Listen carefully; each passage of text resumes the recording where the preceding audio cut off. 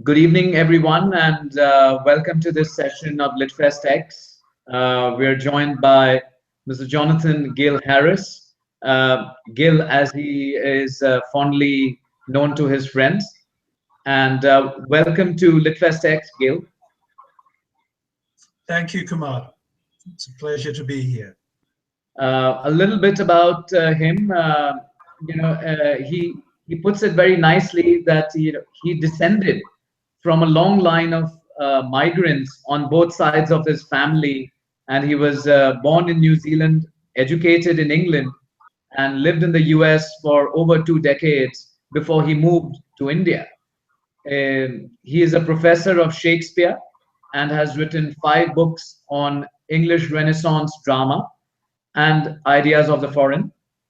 He's also an avid follower of Hindi cinema. His articles on Bollywood and globalization have been published in the Hindustan Times. Jonathan now lives in Delhi, where he's the professor of English and also the dean of academic affairs at the Ashoka University. Gil, your most recent book, the first Firangis, has opened to some very positive and rave reviews, and it's great to have you to do this session around what it actually means to be authentically Indian, and you being, if I can use the word, a Firangi. It's great to have your perspective, both practically as well as your research and studies about where in India are we going with this whole notion of being an authentic Indian. Well, in a way, the question, what does it mean to be authentically Indian, is a rhetorical one, because I don't think there is an answer, or rather, I don't think there's a singular answer. The problem is that people pose the question, not ask a question. They presume that there is already a correct answer, a singular understanding of what it means to be Indian. And this has become something of a hot button topic in recent months.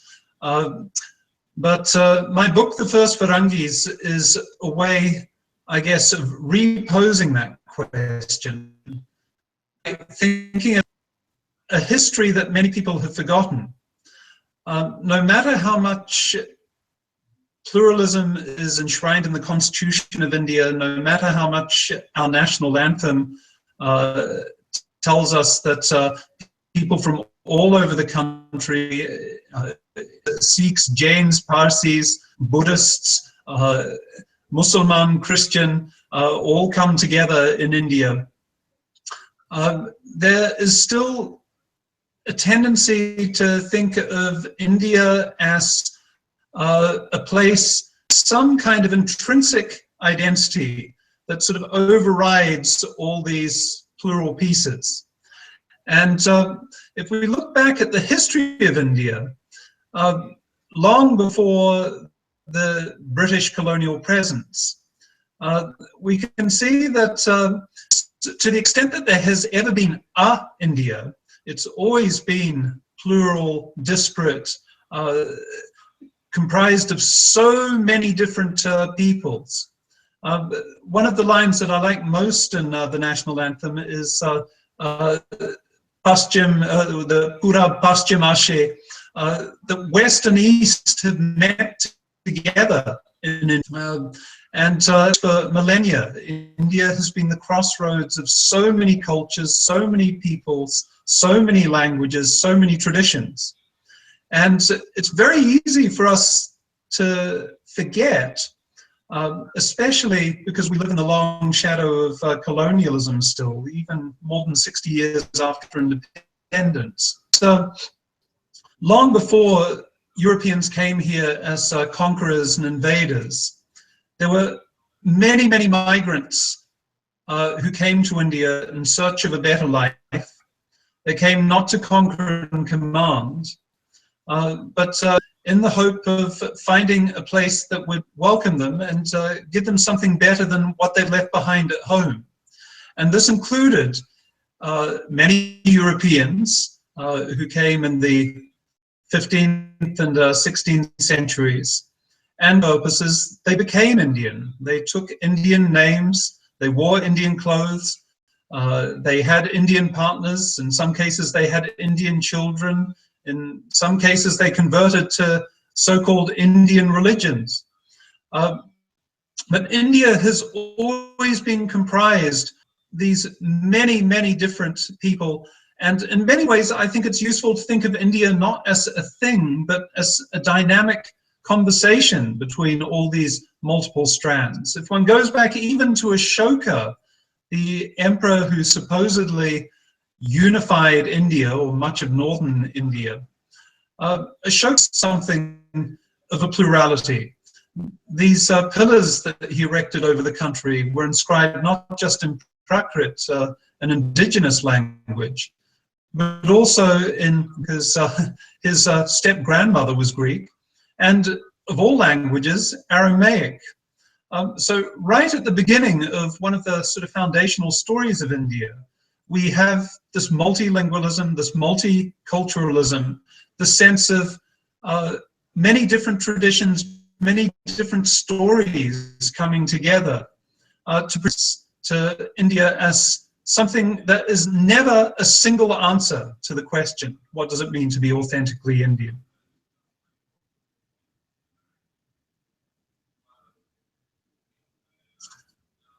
Kumar, I can't hear you, unfortunately. Can you hear me now? Yes.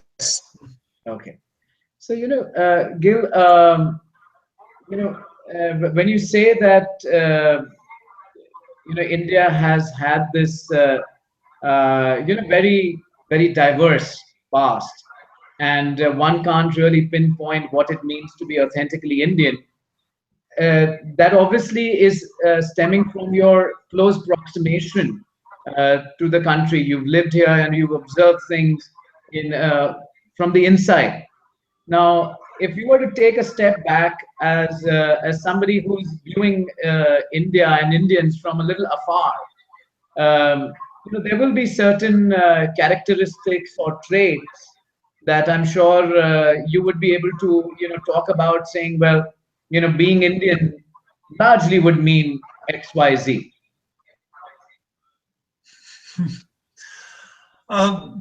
Including this head waggle. I don't know. I'm always a little bit resistant to trying to boil something as immensely complex as India or Indian down to a couple of characteristics. I mean, one doesn't do the same thing, for instance, about, or perhaps some people do, but Europe and European. These are impossibly capacious terms. I think they've come to be singularized only in Europe is opposed to something else, and Europeans are opposed to something else. Europe is not Asia. Europeans are not Asians. And unfortunately, increasingly, Europe and Europeans understand themselves as Christian, therefore the default assumption there is not Muslim. And sadly, I think there's a way in which India increasingly, in political rhetoric, at least in the time I've been living here, come to be defined in terms of what it is supposedly not. And just the idea of a singular Europe being Christian and not Muslim commits violence against the fact that not only are there many Muslims living in Europe, but Muslims have been living in Europe for 1,000 years. So is it also the case in India that increasingly people who have been part of the subcontinent for generations and generations are being made not Indian? So that's the first thing I want to say, that when one defines Indian, one's got to be careful about not setting up Indian in opposition to something that it is supposedly not.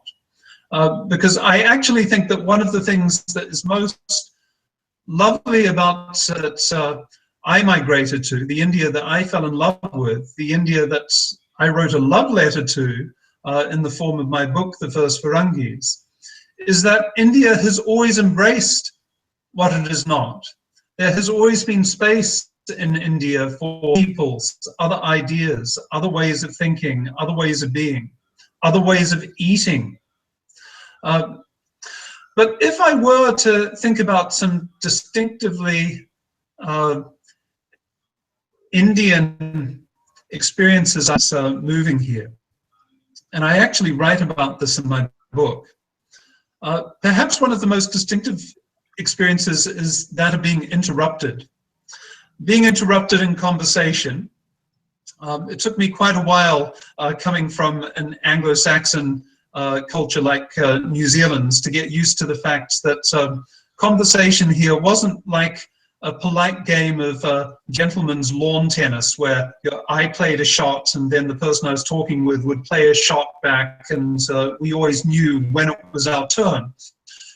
Instead, it was more like a hockey match out of control with 20 people all taking a swing at the ball, and there may not even be one ball in play, there may be 20 balls in play, and it's being whacked all over the place. And so I had to get used to being interrupted, or as a friend of mine, a Gora friend of mine likes to say, he has learned how to be interrupted in 5 different languages here in India. But interruption is sort of part and parcel of living in India. One is interrupted not just conversationally, but other unexpected events, whether it's the power cuts that plague me here in Delhi on a daily basis. We're interrupted by all sorts of unexpected events. They might be traumatic at times, like riots. But I also come to embrace interruption as something welcome in my life, that it doesn't follow neat, predictable trajectories along grounds that is defined. I always the certainty of interruption, that I'm going to have to change course, that I'm going to have to adapt, that I'm going to have to do things differently from the way I was doing them before as a result of an interruption that I hadn't been expecting. I think it's no coincidence that in India's favorite game, I understand it's not its national game, but its favorite game, cricket. Cricket is just about the only game I know that has incorporated into its very way of being the certainty of interruption. You can interrupt a game of cricket because of bad light or rain or on the part of the spectators. But the creative part of interruption is that it forces a kind of improvisational skill in situations that are sometimes difficult. I've been interrupted, what do I do now? I've got to make something. And I think my favorite word, the favorite Hindi word that I've learned since coming to India is really all about interruption. It's jugaad. Jugaad is what we do when we've been interrupted, when we don't have what we to cope with the situation. So we've got to somehow cobble things together in order to overcome an interruption to our resources, to our needs. And I think jugaad is, if I have to boil India down to anything, it is jugaad in many forms. You know, very interestingly, in your book, The First Firangis, you've written about in depth of a variety of people. Some are courtesans or heroes, and some sort of doctors, etc. Tell us a little bit more about how you have treated a lot of these different characters and people in your book, The First Firangis. So I was interested in travelers to India. We know a lot about travelers like Vasco da Gama or even Thomas Roe, the English ambassador who received the Farman from Jahangir that allowed the East India Company to set up. I was interested in migrants who came to India and left their bones in India. and to all intents and purposes became Indian. They adapted their clothes, their language, their bodies to living in India. And the stories of their adaptation is what interested me, not surprisingly, because I myself have had to adapt in all sorts of ways. I've had to perform all sorts of jugaad in order to cope with the 1,000 slings and arrows that the Indian climate, the cityscape of Delhi, the environment here throws at me. But I was particularly interested in stories that involved unexpected people, places that seem to be authentically Indian. So I'll give you a couple of examples. There, Purana, in the Marathi-speaking parts of Maharashtra, Goa, called the Krista Purana. And its first stanza is one of the most beautiful praises of Marathi as a language. Written in beautiful Marathi with a sprinkling of Konkani in it, interestingly. And this poem was recited by freedom fighters in the 1940s at the height of the Quit India movement, nationalism against the English colonists. Much to my surprise, I found out that this poem, this Purana, was written by someone named Patri Guru, a poet in the early 17th century, whose original name was Stevens. He was a Catholic dissident who had escaped to England at the height of Protestant persecution of the Catholic minority there. Had gone to first Rome, then Portugal, and migrated to Goa. And he had pretty much gone native after turning up in India. He had arrived in India like so many foreigners had, suffering from heat stroke. He almost died of dysentery. But he seems to be miraculously cured by that old staple, nariyal pani. And he spent the rest of his life evangelizing for the coconut, the nariyal, and its amazing powers. And his Purana is full of references to the magical transformative powers of coconuts. He even seems to have written his Purana on coconut leaves, and hence his the person, the teacher who works with leaves. So that's one example.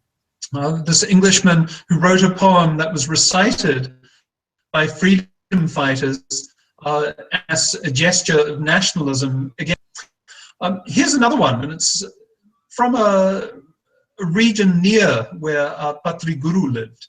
At around the same time, a man named Malik Ambar, who was actually the founder of what came to be known as Aurangabad.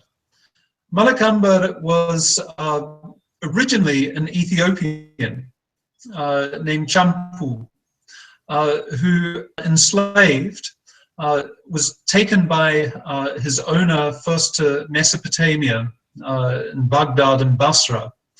And in Basra, he was bought by another owner who took him to the Deccan. And he became a very, very popular figure in Bijapur and Ahmednagar, two of the Bahmani, because he turned out to be an extraordinarily good military tactician. Having grown up in the highlands of Ethiopia, he was very good at negotiating rocky, hilly terrain. And he developed this new form of guerrilla warfare that came to be known as Bargigiri. I can almost imagine a Bollywood film starring Salman Khan with that name, Bargigiri. And Malik Ambar rose to become, in effect, the prime minister of Ahmednagar. And he trained an army that consisted of Habshis, Ethiopian mercenaries and slave soldiers, and Maratha soldiers. And they perfected this art of guerrilla warfare so much that the Mughal emperor never beat him.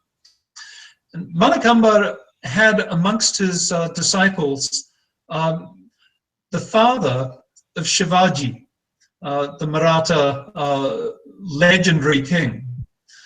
Malakamba trained father of Shivaji in this form of guerrilla warfare, which was passed on down to Shivaji himself.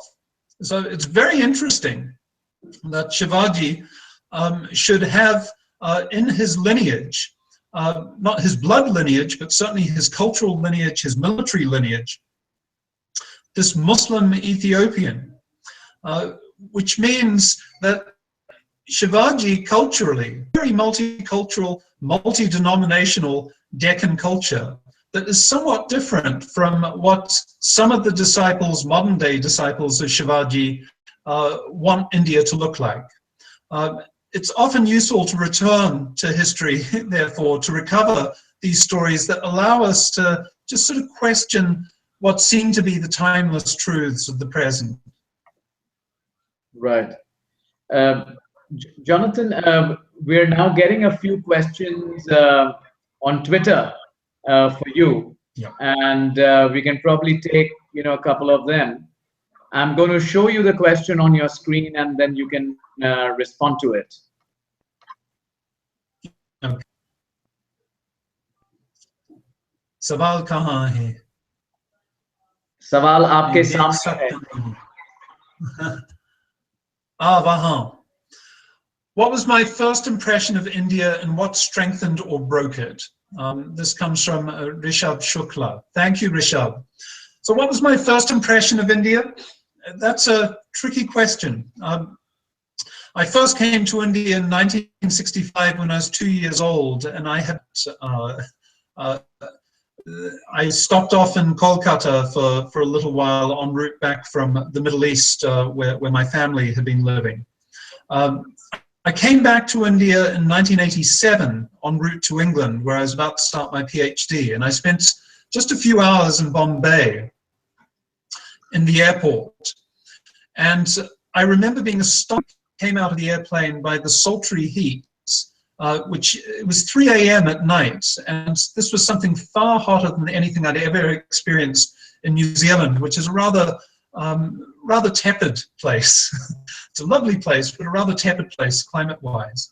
The heat really assaulted me. I started sweating profusely, but I think what I remember most of all was this amazing array of smells that was sort of a combination of smoke, of humidity, and gutka. I couldn't identify it at the time, but it got into my hair, it got into my clothes, and the next morning when I woke up in a London hotel, it was still there, sort of like the trace of a lover that had stolen away. And really, that metaphor is not just a metaphor. I think I got hooked at that point, and it may seem strange to say, but I have been longing for that smell, so that when I came back 13 years later for the first time, it felt like I was being reunited with an old beloved friend when I took my first breath and inhaled the stinking hot Delhi air. So it didn't break or make my impression of India, but it did feel like a strong connection, that India was something that could literally get under my in a way that could be a little bit disturbing, but also absolutely lovely. So, Jonathan, I'm sure if that first trip instead of Delhi, if it would have been in Mumbai, you would have got the humid smell and the smell of the sea along with it. I've got to say that one of the hardest things for a Kiwi like me living in Delhi is that the sea is too far away. I grew up with the sea like a constant heartbeat, the sound of the surf, and coming to Bombay always feels a little bit like a homecoming, an old British colonial city by the sea, a harbour city, full of retainer walls and bungalows. You squint a little, have to squint a lot, but it feels a tiny bit like Auckland in New Zealand. Jonathan, we'll do one more question. It's going to come up on your Acha. screen now.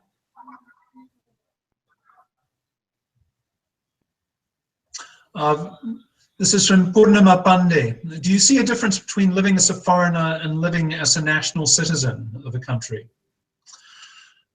That's a good question. And of course there's a difference. There's a difference in my legal status. I'm now a person of Indian origin, which means I can do everything that an Indian citizen can do except vote and own farmland. But of course there are more deep differences. I can never erase the traces of where I came from, just as I can't get rid of my green eyes or my red hair. So I can't make myself over as someone who is born in India. But the fact of the matter is, every one of us is reborn every minute.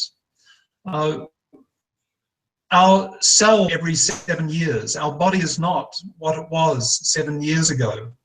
And our bodies are not singularities, but in dynamic conversation with their environments. There are ways in which, as a foreigner living in India, I will always be a foreigner, but at the same time, there are ways in which I become Indian too. India becomes part of me, and I become part of India. I think it's important to recognize that India has always had traces of the foreign in it. All people who claim to be pure Indians, in the words of Raj Kapoor, their dil may be Hindustani, but their jute may be from Japan. We now live in a global world where commodities circulate, ideas circulate. We're never pure in place. But that's not just a truth of our modern 21st century globalized world. The planet has always been global. And I think India has been a crucible for many forms of globalization for millennia. We need to remember that, we need to cherish it, because it's one of the sources of strength in India. Purity, I think, is one of the most in the country right now. Embracing pluralism, a little bit of impurity, goes a long way in recognizing the strength of the country, what is enshrined in the Constitution, what is in the national anthem. So thanks very much for the opportunity to talk with you and to answer your questions. Thank you, Jonathan. And, one of the things we realize is that through LitFestX, our viewers are actually able to come into the study rooms or the living rooms of their favorite authors. And I'm seeing this lovely bookshelf, with a lot of books there. Do you want to give us a quick peek of what's going on behind you?